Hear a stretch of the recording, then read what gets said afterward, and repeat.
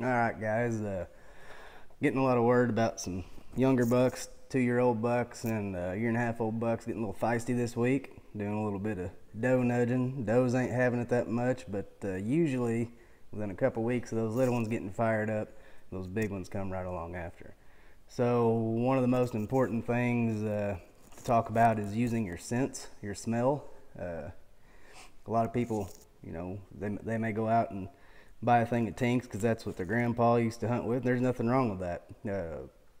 I've got a different way that I like to use them. I've told a lot of people this little trick, but we'll go over it here today. I like to use my smells as a distractant more than an attractant. So here's what I got. Normally, let's say that's your stand right there. Okay. Let's say we're facing north because everybody loves a north wind. All right, wind's blowing this direction. Okay, I don't know if you can see that from that glare. There you go. All right, if you're expecting your deer to be traveling this way, he's supposed to be out in front of you. But every once in a while, you'll get that one buck that's been through there before and remembers there's been somebody in there, and they'll try to circle behind. So this is what I try to do.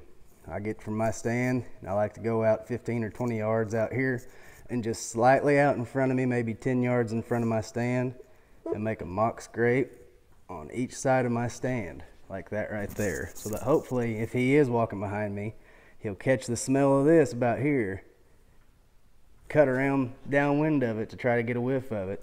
And either way he's coming from, if he does that, he should be right there in the honey hole.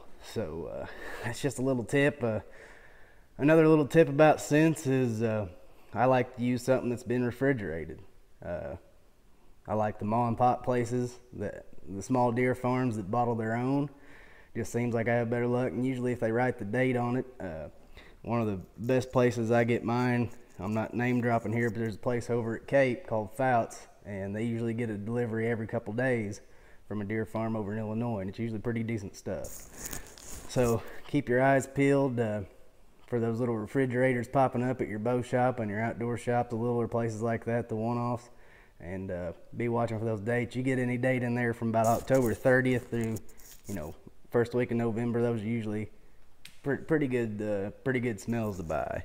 So anyway, that's how I use them, and I hope that helps some of y'all out this fall. All right, guys, we went over scents here and how I use them, and that's just my basic way of using them. I'm not going to say that I do like to use them in scrapes over some cameras, especially a dripper. It seems to work really good.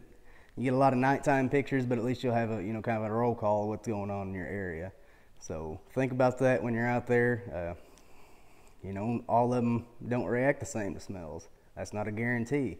A lot of times it'll get their curiosity and they'll go over there, but some of them, it won't faze them a bit. I have had it, I have seen some walk straight up from downwind, and it did attract them anyway, and that's a plus. But like I said, I don't put it out there trying to get the deer to go to it. I try to put it out there to keep him from getting into my smell. So y'all stay safe out there. It's almost time, so we're just another week or two away. There's been a lot of big deer dropped already this year. It's been a really good year already. So I think that we're going to see some big deer hit the ground this year. I think youth season's going to fall just right too. So stay tuned. Whenever I get in next week, I'll be taking the one and only Gracie Gossett. She's going to let me hunt with her this year.